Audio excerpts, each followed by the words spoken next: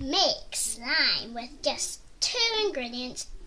It's that easy while I'm actually testing a recipe. The ingredients you'll be needing is white PVA glue.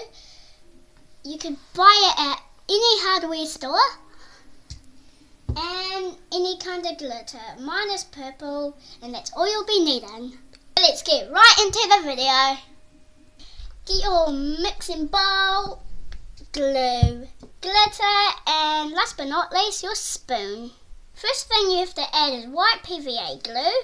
So I'm just going to take the lid off and get a big blob. You can put how much you want or a tiny bit. I just put a lot. So probably that's how much you need. And then you'll need purple glitter or any colour you'd like. You have to add the glitter. Then you have to mix that up really well.